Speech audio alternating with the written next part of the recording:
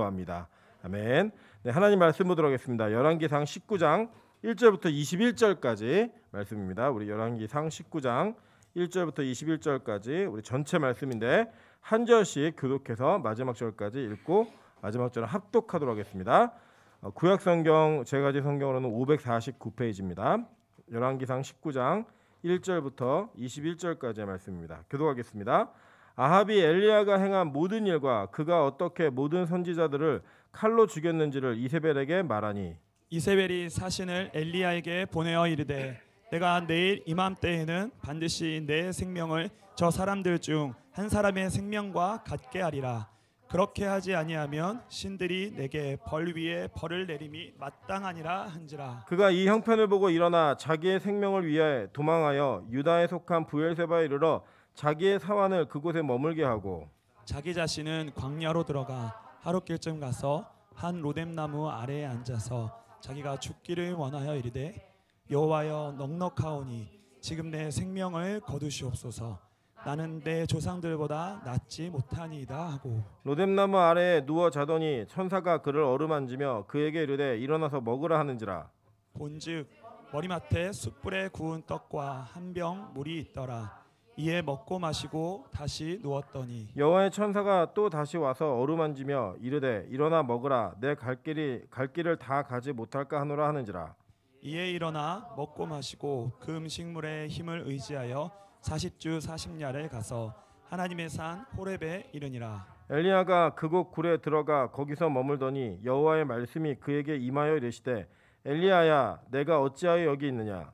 그가 대답하되 내가 만군의 하나님 여호와께 열심히 유별하오니 이는 이스라엘 자손이 주의 언약을 버리고 주의 제단을 헐며 칼로 주의 선지자들을 죽였으며오며 오직 나만 남았거늘 그들이 내 생명을 찾아 빼앗으려 하나이다. 여호와께서 이르시되 너는 나가서 여호와 앞에서 산에 서라 하시더니 여호와께서 지나가시는데 여호와 앞에 크고 강한 바람이 산을 가르고 바위를 부수나 바람 가운데 여호와가 계시지 아니하며 바람 후에 지진이 있으나 지진 가운데서도 여호와께서 계시지 아니하며 또 지진 후에 불이 있으나 불 가운데에도 여호와께서 계시지 아니하더니 불 후에 세미한 소리가 있는지라. 엘리야가 듣고 겉옷으로 얼굴을 가리고 나가 굴 어귀에 섬에 소리가 그에게 임하여 이르시되 엘리야야 내가 어찌하여 여기 있느냐.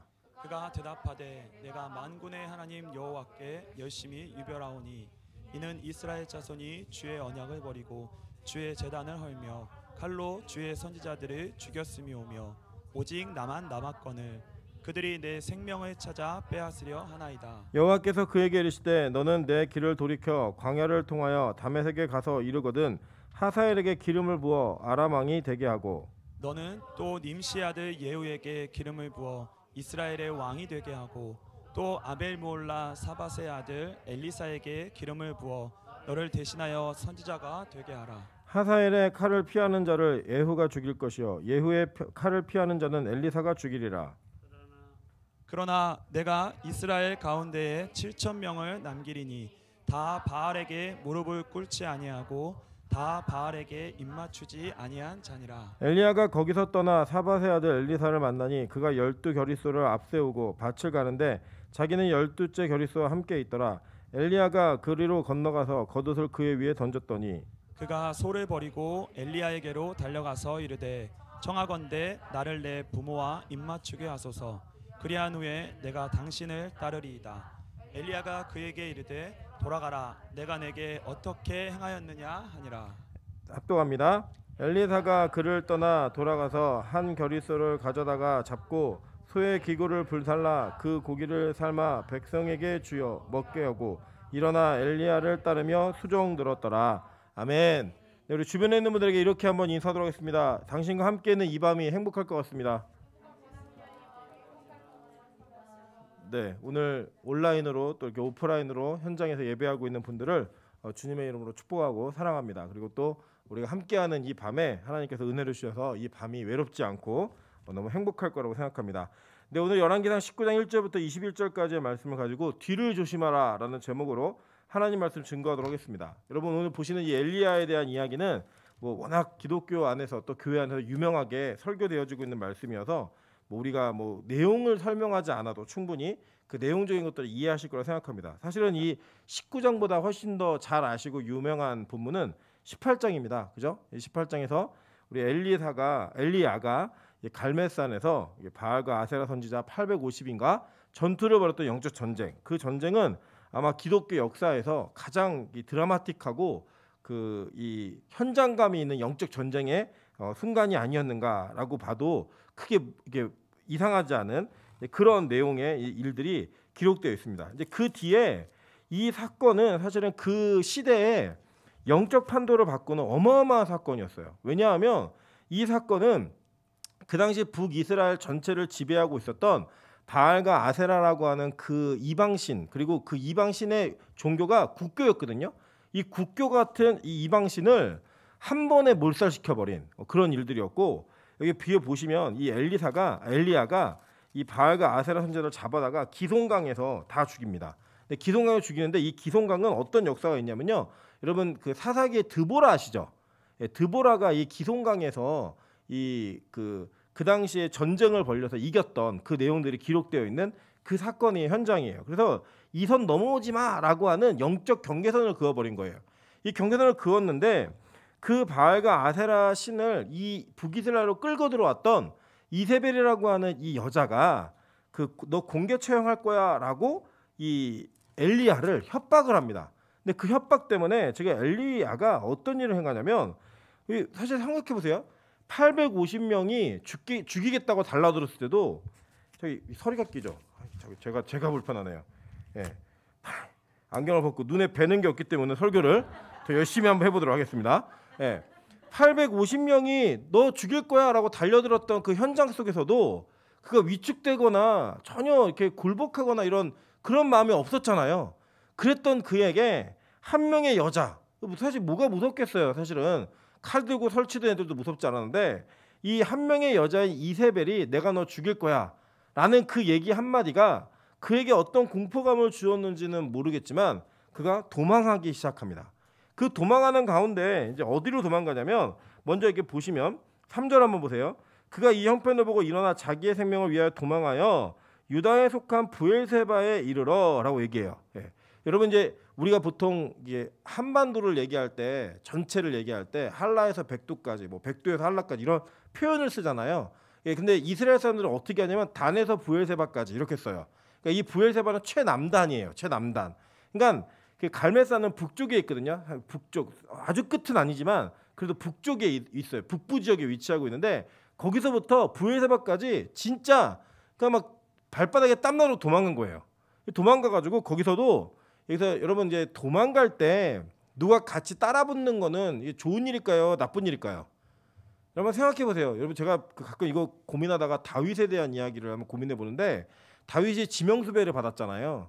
지명수배를 받았고 국가의 특수부대가 다윗을 쫓아다녀요. 근데 다윗에게 붙었던 억울하고 환난 나오고 빚진 자가 400명이었고요. 심지어는 그가 다니면서 더 붙어갖고 600명까지 붙어요. 근데 여러분 생각해 보세요. 내가 지명수배를 받고 특수부대가 쫓아다니는데 600명이 내 뒤에 붙었다. 그러면 마음이 편하실 것 같아요? 불편하실 것 같아요? 불편하죠. 우리 뭐가 편해요? 혼자 있는 게 편하다는 거예요. 혼자 있는 게.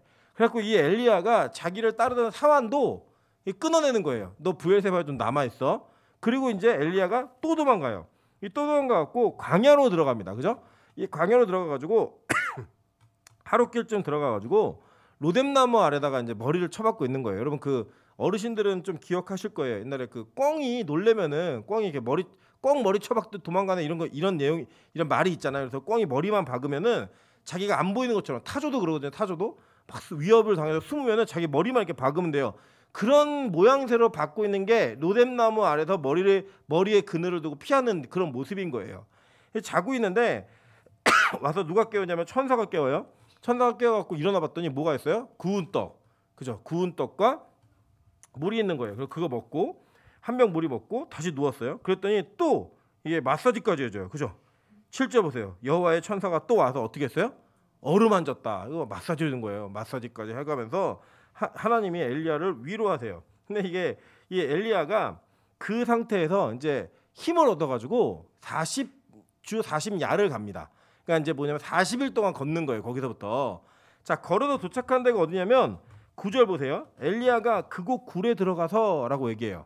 그곳 굴에 들어갔다라고 할 때 그곳이라고 하는 그 정관사가 사실 붙어 있어요. 실제로 원어 성경에도. 그러니까 이 굴은 다 아는 굴인 거예요. 그냥 가다가 야 저기 굴 동굴이네요 들어간 게 아니고 이 굴이 어딘가에 있었던 굴이고 이 굴 자체가 이게 유대인들은 야 거기 그럼 다 아는 그런 굴인 거예요. 근데 이 굴이 어디냐면 아마도 이 정황상 봤을 때 엘리야가 갔던 굴은 기도했던 굴은 출애굽기 33장에 보면 어떤 내용이 나오냐면 모세가 바위 틈에서 하나님께 기도하면서 하나님께서 이 백성과 동행하시겠다는 확증을 좀 보여달라고 기도했던 장면이 있습니다. 그러면 이제 그 얼굴은 보지 못하고 등을 쓱 만지고 지나가세요. 하나님이 있습니다. 성경에 믿으세요. 그냥 정말 있을까 이런 표정을 보지 마시고 성경을 제가 말씀드린 거니까 그랬던 장소가 있어요. 거기까지 간 거예요 지금. 그러니까 이 엘리야가 되게 번아웃이 된 거예요. 사실은 왜 번아웃이 됐냐면요. 사람은 누구나 자신이 한 일이 이렇게 크잖아요.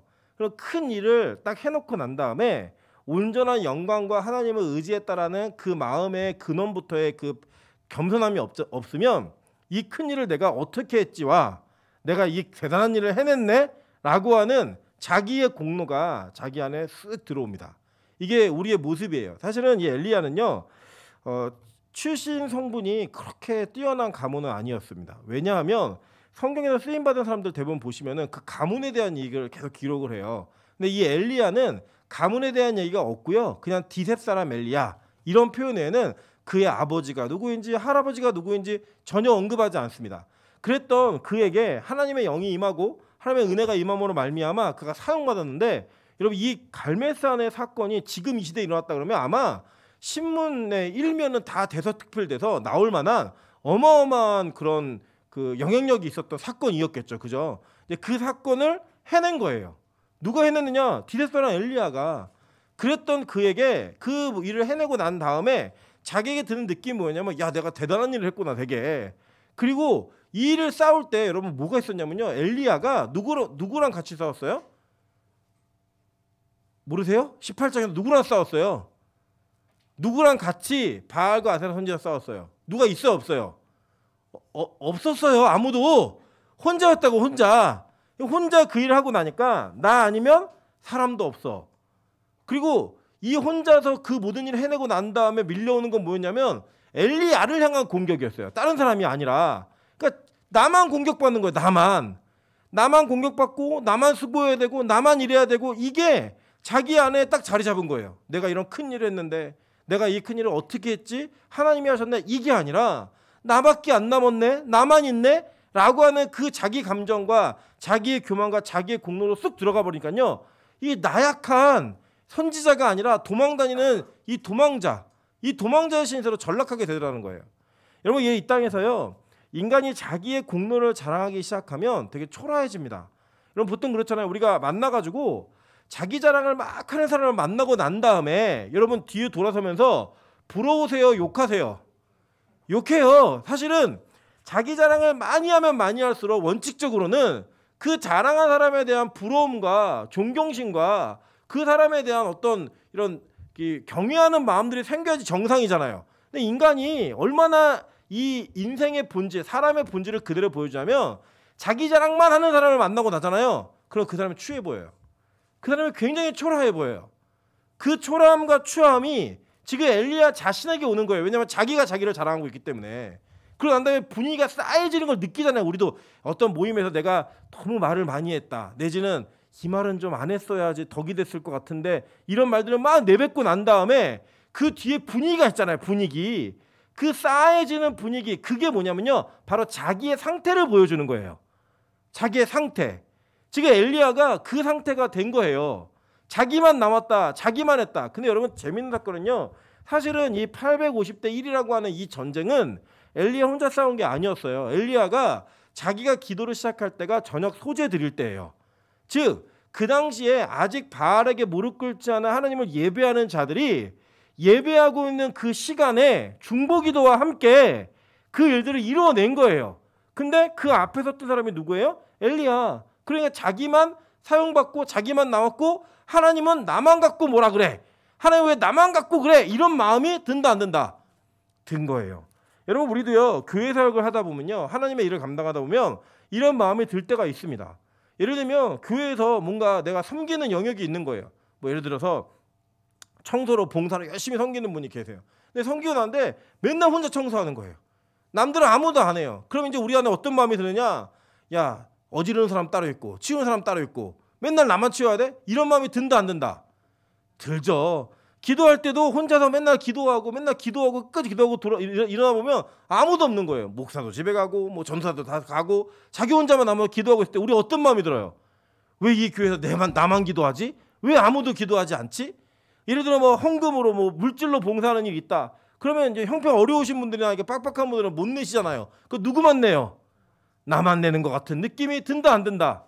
든다는 거예요. 그게 우리 인생에 하나님께 사용받은 기쁨을 누리는 것보다 그 사용받는 과정 속에 나라는 존재를 찾기 시작하면 왜 나만 갖고 그래? 라는 마음이 생긴다 안 생긴다? 반드시 생긴다는 거예요. 그랬던 엘리야의 모습이 어땠느냐? 그는 850명과 대적하면서 한 번도 그 뭐 위축되거나 뭐 자기 안에 뭐 불안함이 있고 이런 모습은 간데온데 사라진 데 없고 내가 너 죽일 거야 라고 하는 협박 하나에 그가 이 한마디로 따지면 저 백두산에서부터 한라산까지 도망가는 거예요. 제주도까지 비행기 타고. 그 도망가서 모자라가지고 하나님이 그 도망간 자리에서 회복이 불가능할 것 같으니까 야 너 다시 일로 와 라고 얘기하면서 그 갈 길을 재촉해서 불러오신 데가 어디냐? 바로 모세가 하나님을 만났던 그 장소로 불러오시는 거예요. 여러분 우리 인생에요 우리가 평생 성령 충만하지 않습니다. 그죠? 뭐 목사나 뭐 강도사나 전도사나 장로님 권사님 다 포함해서 우리는 계속 충만함을 유지할 수 있는 그릇이 아니에요.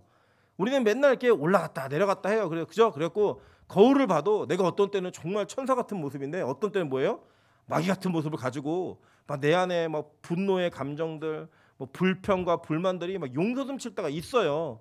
여러분 뭐 우리 청년들은 뭐 할까요? 우리 마음 가운데 얘네들이 뭐 불만과 불평 이런 게 아니고 뭐가 있냐면 막 세상으로 가고 싶은 마음. 왜 나만 이렇게 예배드려야 되지? 왜 나만 이렇게 기도해야 되지? 이 금요일 불타는 밤 다 놀러 다니는데 사실 얘네들 가도 만날 사람도 없거든요. 그런데도 불구하고 그 이 자리에 앉아 있는 게 싫은 거예요. 그러니까 내가 여기만 아니었으면 진작 시집 갔고 여기만 아니었으면 남자친구가 뭐 몇 명씩 있고 막 이런 마음으로 이제 기도의 자리에 나와가고 불평불만 있다 없다 있죠. 근데 제가 학원 가는데 여러분 나가도 없어요. 여러분 이제 불금에 나가 보세요. 여러분 같은 외모는 절대 쳐주질 않습니다. 우리처럼 기도하는 외모 이런 외모는 안 돼요. 일단은 우리는 그럼에도 불구하고 우리 마음 가운데 그러한 불평과 불만이 있는 거예요. 그랬던 우리에게 하나님이 다시 시작하시는 회복시키시는 방법이 뭐였느냐? 그 모세를 만났던 그 산으로 엘리야를 불러 올려서 하나님의 기적과 같은 일을 행하세요. 자 어떻게 행하셨냐면 11절 보니까요. 야 나와갖고 너 여기 서. 그러니까 탁 서는 거예요. 섰더니 거기에 일어난 현상이 뭐예요? 바람이 나오는데 이 크고 강한 바람이 산을 가르고 바위를 부셨어요. 하늘 장풍 쏘신 거죠. 막 장풍 쏘갖고 막 바위 부수고 그죠? 그런데 이 바위가 부서졌는데 거기에 여호와께서 계셨어요? 안 계셨어요? 안 계셨어요. 읽으셨잖아요. 예. 글씨인데만 집중하지 말고 내용을 인지하시라고 해. 안 계셨어요. 하나님께서. 그 어디 11절 뒷부분 보세요. 크고 강한 바람이 산을 가르고 바위를 부수나 바람 가운데에서 여호와께서 계시지 아니하며 바람 후에 또 뭐가 있었어요? 지진이 있었어요. 지진이. 근데 이 지진 가운데도 여호와께서 계셨어요? 안 계셨어요? 안 계셨어요. 그 다음에 지진은 또 뭐가 나타나요? 불이 나타나요. 불이. 여러분 상상해 보세요.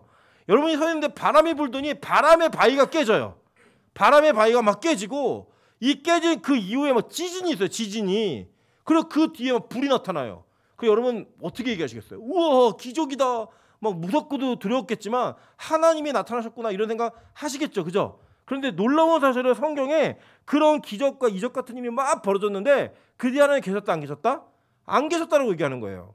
그럼 그 다음에 안 계셨는데 이 불 후에 어떤 얘기겠냐면 보세요. 12절 지진 후에 불이 있으나 불 가운데도 여호와께서 계시지 아니하더니 불 후에 뭐가 있었어요? 세미한 소리가 있었다라고 얘기해요. 이게 뭐냐? 바로 하나님의 말씀인 거예요. 말씀. 즉 하나님께서는 기적과 이적을 통해 사람을 회복시키시는 게 아니라 그 기적과 이적 이후에 이것을 통해 이게 어떻게 일어나는지 아니? 이것의 무슨 의미인지 아니?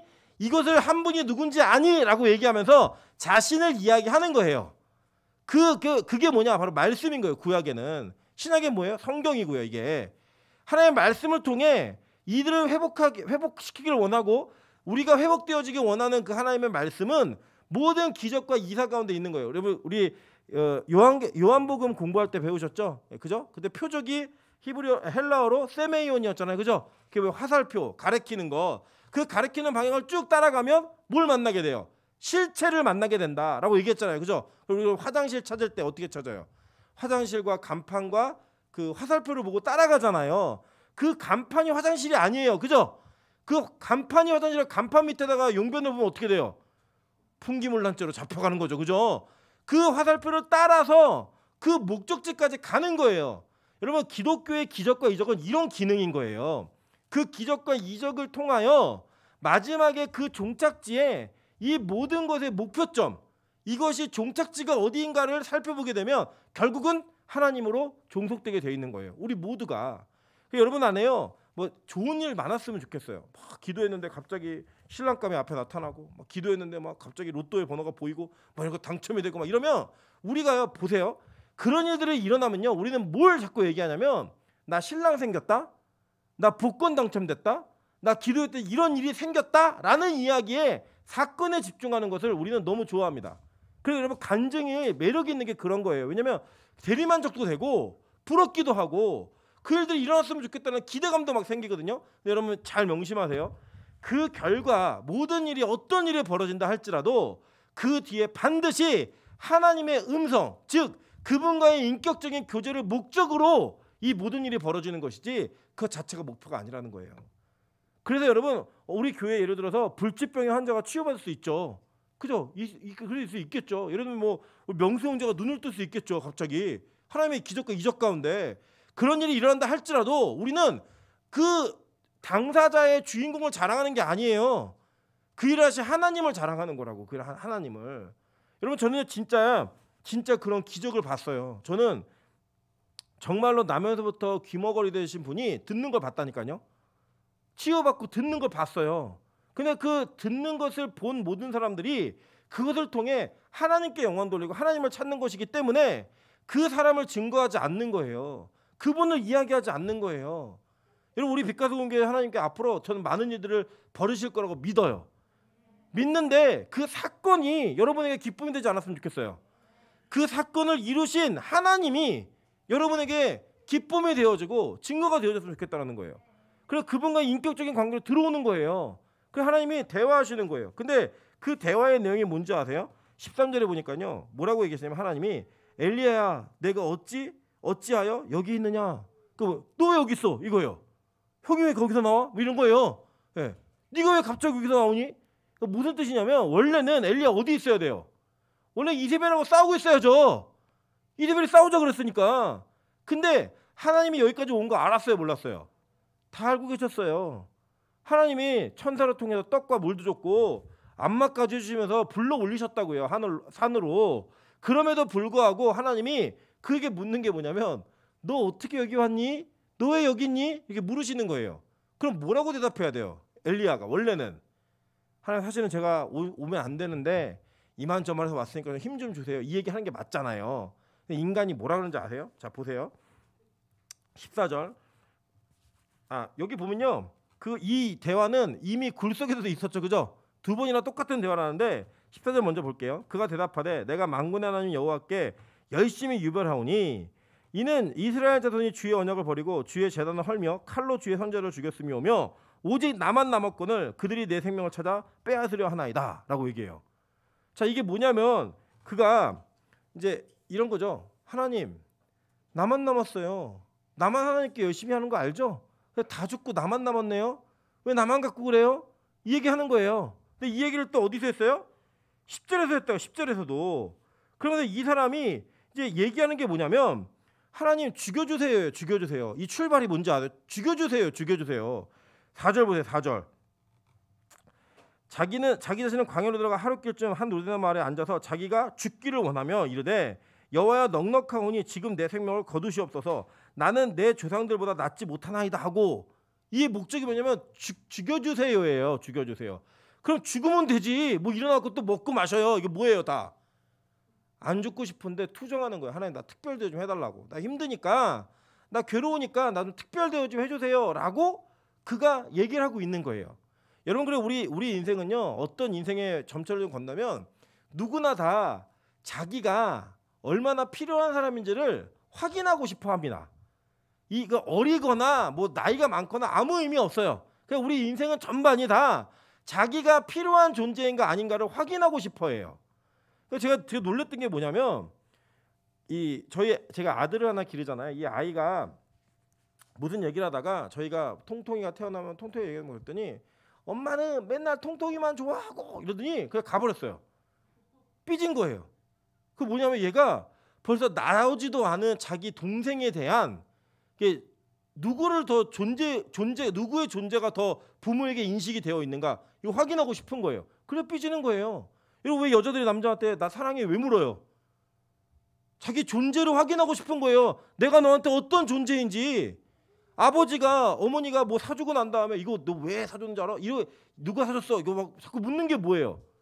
제가요 찬수한테 장난감을 사주고요 지금 100번도 더 물었어요. 이거 누가 사준 거니? 누가 사준 거니? 아버지의 존재를 인식시키고 싶은 거예요. 내가 어떤 존재인지 너에게. 이게 인식이 되어줘야 돼요. 여러분 나이 많으신 분들도 마찬가지예요. 여러분 진짜 나이 많으신 어르신들께서 이제 그만 가야지 그럴 때 아무 말 하지 말아보세요. 되게 섭섭해하세요. 뭐 할머니 그냥 돌아가세요 이렇게도 말 안 하고 무시해보세요 그냥. 그러면 되게 섭섭해하세요. 그거를 한마디라도 엄마 왜 그래? 어머니 왜 그러세요? 이걸 얘기해야 돼요. 저도 그런 게 있어요. 저희 어머니가 이제 나이가 드셨고 저희 어머니 요리 되게 잘하셨거든요. 지금 이제 워낙 몸도 아프시고 이제 혀가 늙으셔가지고 간 맞추시는 게 좀 힘드세요. 제가 보면은 짜요. 근데 어머니 본인 입맛에 맞으시대요. 그게. 그러니까 이제 이 차이가 있겠죠. 이게 나이가 드시면은 혀가 피곤하고 하시니까. 그래도요 그냥 엄마 최고, 엄마께 제일 맛있어 얘기해야 돼요. 안 그러면 그거 못 견디셔가지고 계속해서 부르시는 거예요. 뭐 만들어갖고 또 먹어봐. 막 얘기하고 자꾸 마루타가 되니까 그냥 엄마 최고야. 엄마 없으면 안 돼. 와, 엄마 음식이 최고야. 뭐 나는 발끝도 못 따라. 이 얘기를 해주기를 바라시는 거예요. 그게 우리 인생이라고요. 우리 인생. 근데 우리가 이걸 누구 앞에서 자꾸 하느냐? 하나님 앞에서 하는 거예요. 여러분 이 정신과 이 인간의 살고 있는 인간의 패턴이 하나님의 복음의 관점에서는 정말 치명적인 독소예요. 왜냐? 우리는 예수 앞에서 자기를 부인하는 존재로 살아가는 것이 성경의 원리이고 그게 우리 목표점이에요. 하나님은 우리를 그렇게 살도록 인도하시고 우리를 그렇게 콜링하셨어요. 부르셨다고요. 그런데 우리는 자꾸 뭐라고 싶냐면 자기를 부인하는 게 아니라 자기를 확인하고 싶은 거예요. 내가 이 교회에서 어떤 존재지? 내가 우리 가정에서 어떤 존재지? 내가 하나님 앞에서 어떤 존재지? 하나님 나 없으면 안 되죠? 나 없으면 섭섭하시죠? 나 없으면 하나님 손해입니다? 라고 하는 이야기를 듣고 싶은 거예요. 그래서 엘리야가 하는 게 뭐냐? 하나님 나 죽여주세요. 하나님 나만 남았어요. 나만 하나님께 열심히 있네요? 옛날 성경에 하나님과 열심히 특심하오니 자기만 특심하다는 거예요. 자기만 열심히 있다는 거예요. 그 얘기를 계속 하는 거예요. 지금 반복적으로.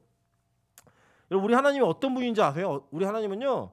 인간하고 줄다리기에서 한 번도 지신 적이 없어요. 여러분 협상의 대가 뭐 이런 분들 계시잖아요. 하나님은 역사를 통틀어 단 한 번도 인간에게 진 적이 없어요. 근데 우리가 어떻게 그걸 이겨요? 근데 우리는 항상 그 반항을 하는 거죠. 그죠? 그 반항을 항상 하는 거예요. 어떻게든 하나님과 뭔가 딜을 해서 뭘 하나 얻고 싶고 내가 원하는 방향으로 하나님을 이끌고 가고 싶은 그런 마음이 우리 안에 있다 없다? 있어요. 분명히 있어요. 근데 하나님이요.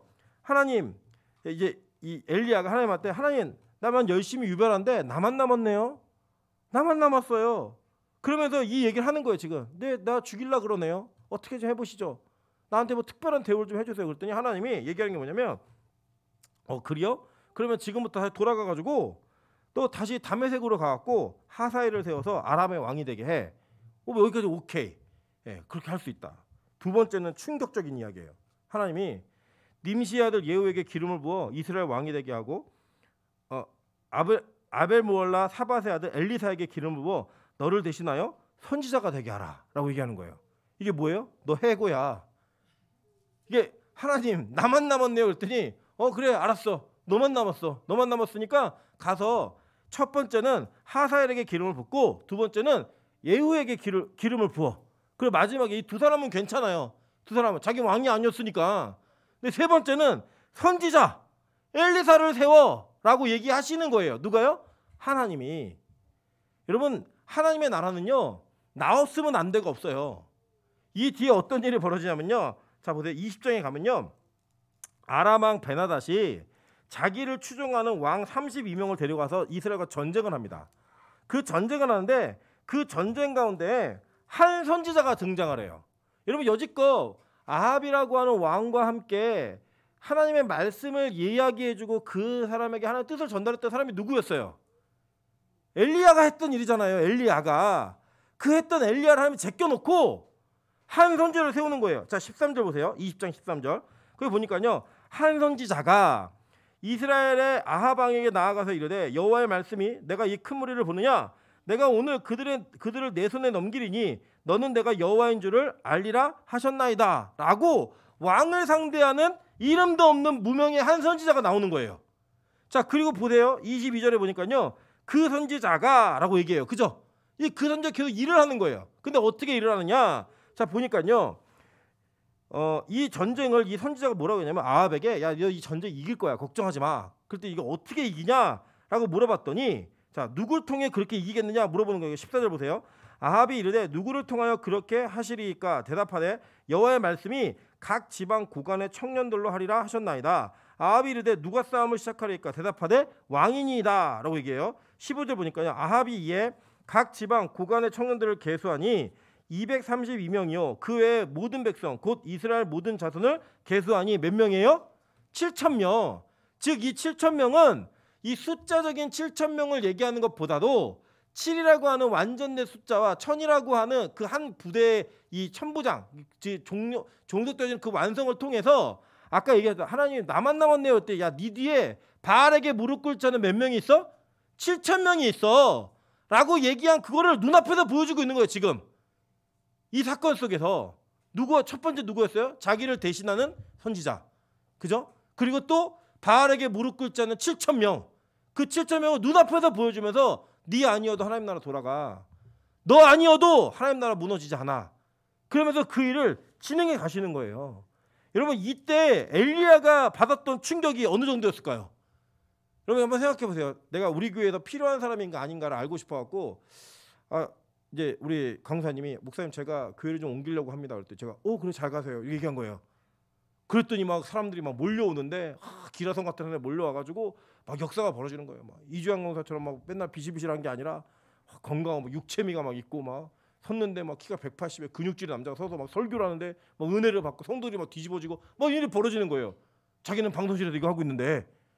여러분 그때 느낌이 어떨 것 같아요? 느낌이 얼마나 무너지는 마음이 있겠어요. 와, 내가 이거 함부로 이게 사표 내고 그만둔다 얘기할 그게 아니구나, 이 마음이 들었을까 안 들었을까요?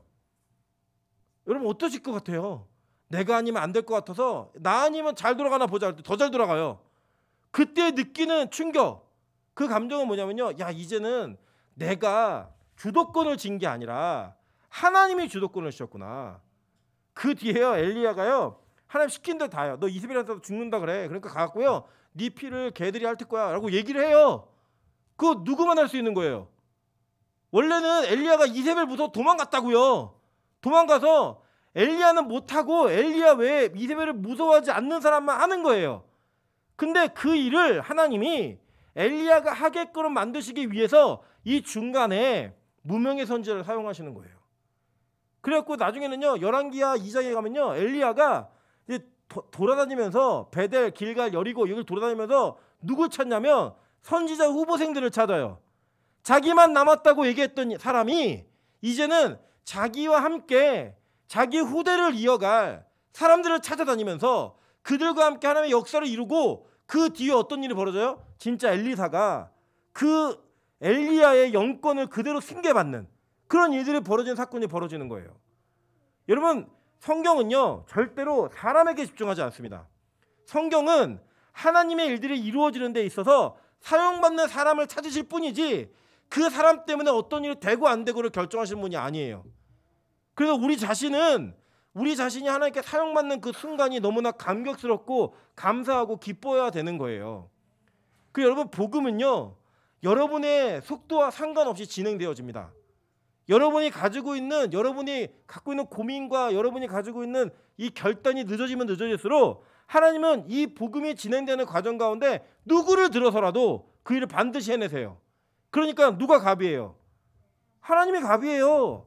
하나님께서 쓰시겠다 하면 제가 생각 좀 해보고요. 저는 아닌 것 같은데요. 저는 이거 못하는데요. 이건 너무 어렵잖아요. 라고 말할 처지가 아니라고 원래 우리가. 근데 우리가 뭐 하고 있어요 지금? 앉아가지고 내가 할지 안 할지, 할 수 있을지 없을지, 이건 나한테 맞는 일 안 맞는 일, 이걸 재고 있는 지금 현재 우리의 모습들, 그 모습이 어떤 모습이냐면 엘리야처럼 튕기는 거예요. 하나님, 나 아니면 못하죠. 나 아니면 안 될 것 같죠. 이런 모습으로 주님 앞에 나아가고 있다는 거예요. 하나님은요 그 뒤에 니 뒤에 7,000명 있고 엘리사 있어. 그 사람들을 통해 무슨 일이 일어나 봐봐 눈으로. 그러면서 하나님의 일들을 이루어 가시는 거예요. 여러분, 가룟 유다가 죽고 난 다음에 12제자 중에 한 사람 빠지잖아요. 그래서 이 11명의 제자들이 모여가지고 회의를 합니다. 그래갖고 누군가 한 사람을 세우는데 요셉과 마띠아 중에 이 마띠아를 뽑아서 넣었어요. 그죠? 근데 여러분 잘 보세요. 마띠아가 그렇게 뽑힌 일 이후에 등장하는 일이 있어요, 없어요? 사실 없어요. 이 마띠아라는 이름의 뜻이 뭐냐면 하나님의 선물이라는 뜻이에요. 그러니까 이 사람들이 투표를 해가지고 처음에 의견을 모았죠. 그래서 두 사람을 세우고 그 두 사람 중에 제비를 뽑아가지고 한 사람을 갖다 넣은 거예요. 이 넣은 마띠아가요 실제로 12사도의 역할을 했느냐? 실제 그렇지 않아요. 성경을 잘 보시면 그 사람의 이름의 뜻이 뭐였냐면 하나님의 선물이라고 해서 하나님이 넣으신다라는, 그 하나님이 주신다라는 뜻이 있는 거예요. 그리고 난 다음에 진짜 12사도의 모든 일들을 종합적으로 해낸 사람이 누구냐면 바울 사도예요. 바울은 누가 뽑았어요? 하나님이 직접 뽑으셨다고요. 하나님의 일들을 해가시면서 인간의 의견의 모험과 인간의 투표를 통해 무슨 일이 벌어진 게 아니라 하나님의 일들이 이루어지는 과정 가운데 이 모든 일이 벌어진 거예요. 여러분, 앞으로도 우리가 여러분 위임 투표를 하셨지만 앞으로 여러분이 이제 나중에 임직 투표 이런 것도 다 하실 거예요. 하실 때 인간의 생각으로 뽑으시는 게 아니라 성령을 대리하는 마음으로 기도하고 뽑으셔야 되는 거예요. 내가 싫고 좀 내 판단이 아닌 하나님께서 이 사람을 원하시는가 원하지 않는가. 그럼 원칙적으로 장로교가요 원래 교리가 아니고 교회 정치 시스템이에요. 교회를 어떻게 정치해 가는가. 그 가운데 장로를 중심으로 한 장로 당회, 그리고 여러 가지들을 세워가지고 조직을 만들어 세워간다라고 하는 이 제네바의 칼빈이 그 제네바를 통치했던 방법을 그대로 답습한 정치 형태가 장로교예요. 그런데 본질적으로는요 그렇게 할 수 있는 이유가 뭐냐면 그들이 다 성령 충만하여서 기도하고 의견을 모을 수 있기 때문에 그 일을 한 거예요. 인간의 의지에 따라 투표해서 민주주의적 결정하라고 얘기한 게 아니라 성령의 통치를 받는 자들, 그래서 그 세워짐과 그 이루어 가심과 같이 의논하는 모든 것들을 할 때 기도하는 마음으로 이루어 가야 되는 거예요. 앞으로 우리 교회도 그렇게 되기를 주님으로 축원합니다. 우리가 투표하는 행위 하나, 어떤 결정할 때에도 기도하는 마음으로 내 눈에 보고 좋고 싫고 나쁨이 아니라 하나님께서 이걸 우리 교회 원하시는구나, 하나님께서 일을 이루어 가시는구나 라고 하는 그런 마음들이 있어야 된다고요. 여러분, 그래서요 우리는 제가 오늘 설교 제목을 뒤를 조심하잖아요. 그죠? 첫 번째는요 사역을 감당한 이후에 여러분의 뒤를 조심하셔야 돼요. 교회가 어려운 일을 겪고 난 다음에 있는 뒤를 조심하셔야 돼요. 내가 대단한 존재구나 라는 생각이 드시면 여러분 반드시 조심하셔야 돼요. 나를 어떻게든 죽이는 방법을 통하여 내 자아가 드러나지 않고 내가 영광받는 자리에 앉는 것이 아니라 하나님께서만 영광받으실 수 있는 그런 모습을 우리가 만들어져 가야 된다는 거예요. 저는 이번 코로나 시기가 우리 빛과 소금 교회가 재정비하고 기도하면서 준비할 수 있는 시기로 사용받기를 되게 소망하고 있고요. 이 이후에 하나님께서 이 교회를 통해서 많은 일들을 이루어 가시기를 정말 기대하고 있습니다. 근데 그 많은 일들이라는 게 숫자 늘고 그런 게 아니라 이 교회 한 사람 한 사람이 진짜 복음을 자기의 삶에 담지해내는 그런 일들이 있었으면 좋겠어요. 그런 일들 가운데 하나님께서 우리 교회에 만약에 우리가 감당하지 못할, 그리고 정말로 기대하지 않았던 큰 일들을 이루어 가신다면 그 일이 이루어질 때마다 여러분의 존재가 없어졌으면 좋겠어요. 우리 교회 담임 목사가 누구야? 모르고. 누구 때문에 이런 일이 벌어졌어? 잘 모르겠어. 누구 때문에 이런 일이 일어난 거야? 이거 누가 했니? 누가 물어볼 때 잘 모르겠다고. 왜요? 누가 하셨으니까? 하나님만 하셨으니까. 아무래도 하나님이 하신 것 같다고 얘기할 수 있는 그런 교회의 풍토와 문화가 준비되어졌으면 좋겠어요. 그리고 이거 훈련이에요. 왜 훈련이냐면요, 우리 인간은 저를 포함해 우리 모두가 다 자기 자신이 인정받고 내가 드러나는 걸 좋아해요. 아무리 우리가 아니라고 얘기해도 그걸 되게 좋아해요.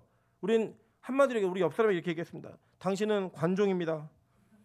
예, 관심 받기를 좋아하는 종자들이에요. 우리가 그거를 지워가는 일은 자꾸 주변에서 도와줘야 돼요. 뭘 해도 막 그래 칭찬하고 물론 그런 것들이 어느 정도는 필요할 수 있겠죠. 근데 저는 이랬으면 좋겠어요. 초신자들에게는 무한한 칭찬을 아끼지 마세요. 그분들은 아직 주님을 모르는데 뭐 어떻게 하겠어요. 그런데 자꾸 우리 직분이 높아지고 신앙의 연조가 길어지고 믿음이 좋아지면 좋아질수록 교회에서 내 이름이 나오면 안 돼요. 나오는 걸 부끄러워하셔야 돼요. 내가 드러났나 너무? 내가 이렇게 보이기를 원했나? 이런 마음으로 우리는 점점 이름이 없어져야 돼요. 그래서 저분 이름이 뭐더라? 저 장로님 이름이 뭐지? 이렇게 생각될 정도로 저기 설교하는 분 목사님 이름이 뭐였더라? 이렇게 기억할 정도로 오직 하나님만이 진 거예요. 물론 과장이죠. 그렇게 될 수는 없겠지만 우리 자신이 그렇게 칭찬받고 우리 자신의 기념비가 세워지는 일들을 스스로 부수고 깨부수고 서로 도와줘야 되는 거예요. 그래서 여러분 저는 이제 감사해요. 그러면 전 칭찬받을 게 별로 없는 사람이기 때문에 여러분 그런 거 안 해주셔도 너무 감사하지만 이제 앞으로 제가 여러분을 칭찬하지 않아도 이게 힘들어하지 마시고 오히려 칭찬을 하면 자존심 상해하셔야 돼요. 내가 믿음이 없나? 내가 아직도 나를 드러내고 내가 인정받기를 원하는 사람인가? 이런 마음으로 저거 누가 했어? 아무도 몰라줘도 아무도 괜찮아. 왜냐? 다 하늘의 상급이기 때문에. 그럼 여러분 제가 여러분의 자산 관리자예요. 하늘의 자산 관리자. 이렇게 하면은 자산이 자꾸 깎이니까 그런 거 하지 마시라고 제가 이게 얘기를 드리는 거예요. 초신자들은요 칭찬 많이 해주세요. 머리가 조금 바뀐 것 같아. 오늘 머리 너무 잘 나왔다. 오늘 머리 진짜 잘 말렸네. 옷이 이렇게 예쁠 수가 있니? 뭐 이런 거 엄청 칭찬해주고 얘기해줘요. 어린 아이들한테 마찬가지예요. 그러나 우리가 정말 믿음이 좋아지면 좋아질수록 우리가 교회 안에서 우리 존재가 사라져야 돼요. 사역자라는 이 헬라어 뜻 아시죠? 통하다라는 뜻과 먼지라는 뜻이 합쳐진 게 사역자라는 뜻이에요. 여러분 먼지 같은 분들이 계셔요. 먼지 같은 분들 다 살아 없어도 괜찮은. 이걸 실패하니까요 나를 찾는 거예요. 나 인정해달라고. 두 번째는 뒤를 조심하세요. 여러분의 빈자리는요 누구든지 반드시 메꿔요. 하나님 반드시 메꾸신다니까요. 그러니까 내가 지금 여기서 잰다 안 잰다 이제는 재면 안 돼요. 여러분 이거 놓치는 순간 누가 들어와요? 마띠아가 들어옵니다. 이거 놓치는 순간 사도 바울이 끼고 들어오는 거예요. 치고 들어오는 거예요. 여러분 뒤에는 준비되어 있어요. 그래서 여러분 권사님들 늙었다고 생각하지 마세요. 기도도 할 때 내가 너네들 이긴다 이 마음으로 옆에 있는 딸내미보다 더 오래 기도해야겠다. 내가 니는 힘들어도 나는 안 힘들다 이런 마음으로 열심히 하시고 최선을 다하셔야 돼요. 왜냐? 그래 여러분 우리 인생에 하나님 앞에 쓰임 받는 거 그거 정말 기쁨 아닙니까? 여러분의 우리가 정말 필요한 분이야. 저분 정말 필요한 분이라는 얘기가 이루어질 때 적어도 하나님 앞에 기도하는 모습 때문에 헌신하고 봉사하는 모습 때문에 저분은 정말 좋은 분이야. 이게 우리가 다 속으로 알아요. 주님도 아시는데 우리가 왜 모르겠어. 사람이 그런 어른이 되셨으면 좋겠어요. 그런 어른이. 그리고 여러분 제가 이게 설교할 때 우리 부교육자한테 뒤지지 않으려고 진짜 열심히 해요. 노대현 전사 열흘 금식하니까 제가 마음이 불안한 거예요. 이 인간이 전도사 주제에 열흘이나 해? 이런 마음과 함께 나도 해야 되는데 물론 그런 마음만이 다는 아니에요. 사실 제가 이게 줌으로 홈런할 때 말씀드렸지만 저는 제일 화나는 말이 저희 아내가 저한테 오빠는 금식을 참 잘해요. 정말 화나요. 금식 잘하는 사람이 어디 있어요? 금식 잘하는 사람이. 그러면 다 힘들지. 너무 힘들어요. 괴로워요. 그래서 정말 금식하기 싫어요. 저도 그 금식에 마음이 올 때마다 이건 사단의 음성이야. 제가 몇 번을 부인하는 줄 아세요? 그럼에도 불구하고 하나님이 저한테 자꾸 원하셔가지고 뭐 이제 들으신 분도 아시겠지만 제가 다음 월요일부터 열흘 금식에 들어갑니다. 그래서 주일날 주님이 오셨으면 좋겠어요. 너무 힘들 것 같은 느낌 때문에 오셨으면 좋겠어요. 근데 그렇게 하나님이 이끄시는 거예요. 이끄실 때 여러분 그런 질투와 그런 경쟁을 하셔야 돼요. 우리에게 경쟁이 금지되어 있지만 어떤 경쟁만이 가능하냐면 믿음의 경주는 가능해요. 믿음의 경쟁은 가능하다고요. 그래서 여러분 제가 이렇게 가면은 지금 누가 제일 불편할까요? 이주한 강사가 엄청 불편할 거예요. 나도 해야 되나? 하다 죽지 않을까? 안 죽어요 사람. 예, 그때도 5일 금식하다 그만뒀을 때 자기 죽을 것 같대요. 그러니 토레트 한 병 마시더니 살아났어요. 인간이 그런 존재예요. 그런 존재. 우리가 그런 마음으로 하나님 앞에 나아가는 거예요. 내 뒤를 조심하세요 여러분. 뒤에 있는 사람이 내 자리를 그냥 치고 들어온다니까요. 이런 경쟁을 하셔야 돼요. 이런 경쟁은. 교회란 곳은요 여러분 정말 서로를 돕고 세워주고 평안함이 있는 그런 곳이지만 하나님 앞에서 믿음은 1대1의 경주예요. 열심히 뛰어가는 거예요. 최선을 다해. 누구에게 뒤지지 않도록. 물론 비교식으로 가는 게 아니라 나에게 맡겨진 사명이기 때문에 그 길을 걸어가면서 주님이 주시는 은혜들을 놓치지 않는 그 모습이 있는 거예요. 여러분, 엘리야가요, 이 뒤로 엘리사 세워진다고 얘기하고 막 가서 기름 붓고 겉옷으로 막 이 선지자의 장자권이 그에 가고 이런 것들이 다 일어난 이후에는요, 하나님이 하라고 하면 100% 순종, 끝까지 그렇게 가는 모습으로 인생을 살아갔다라는 거예요. 그래서 우리 각자가 그랬으면 좋겠어요. 우리 각자가 서로가 하나님 앞에 사용받는 모습들을 바라보면서 도전이 되는 거예요. 아, 저 사람은 저렇게 하나님 사용하시는 거예요. 하나님, 나도요, 나도 좀 사용해 주세요 라는 간절함, 절박함, 그것에 대한 온전함, 이것이 우리 안에 자리 잡으로 말미암아 이 교회가 하나님 앞에서 온전히 헌신되어진 교회가 되기를 주님의 이름으로 축원합니다. 이 교회가 주님 앞에 우리 자신이 아닌 하나님만이 나타나고 그 하나님의 나타남 속에 우리 자신은 그 하나님을 향한 걸음이 어떤 교회보다 열심과 간절함이 있는 그런 교회가 되시기를 주님의 이름으로 정말로 축원합니다.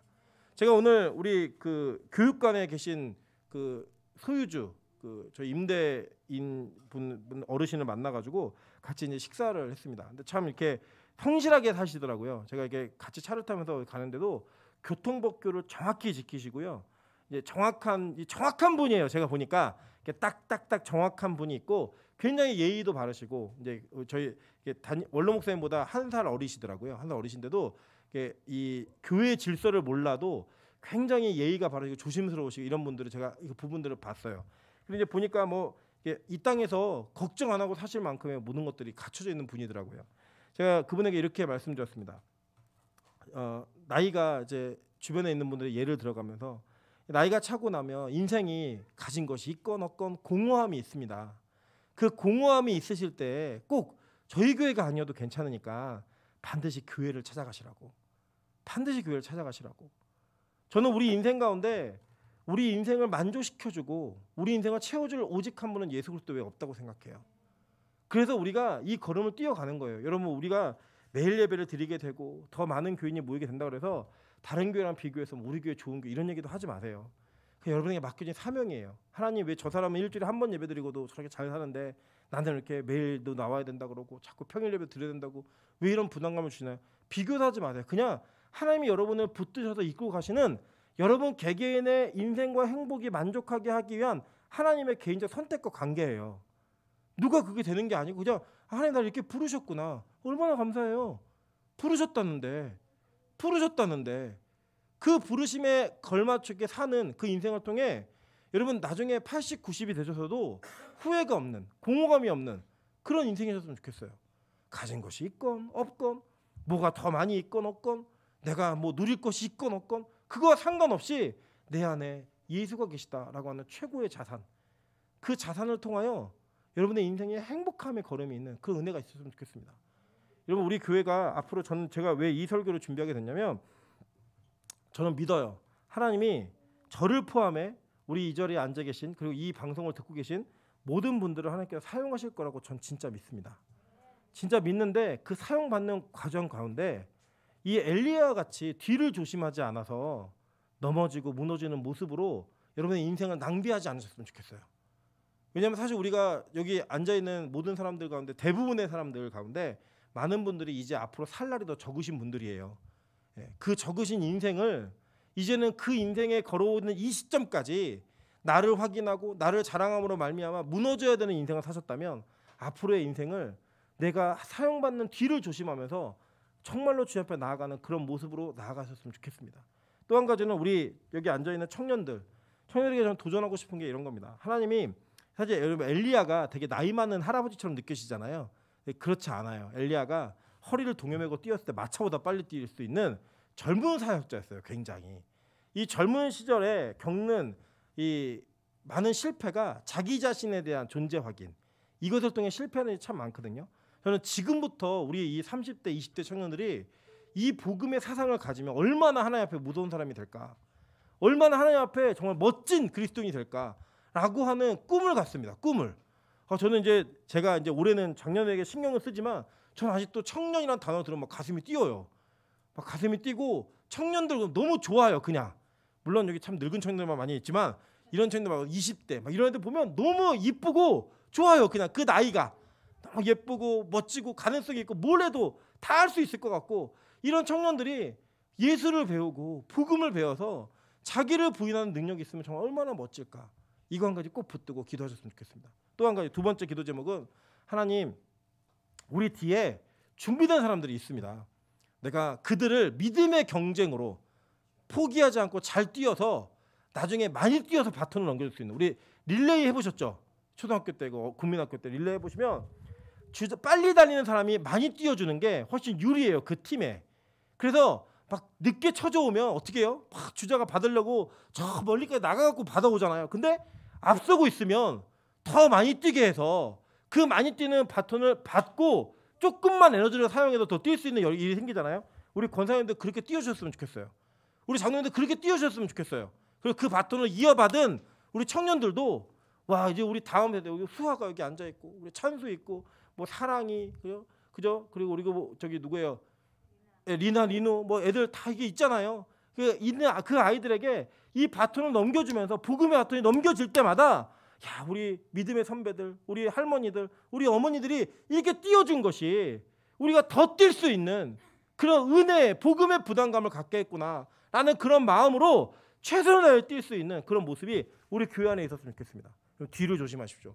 사역 뒤를 조심하시고, 내 뒤에 바톤을 들고 뛰고 준비하는 사람들이 너무나 많아요.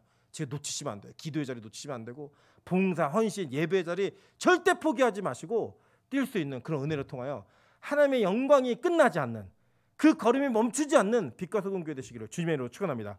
우리 같이 한번 통성으로 기도하며 나아가도록 하겠습니다. 기도할 때, 하나님,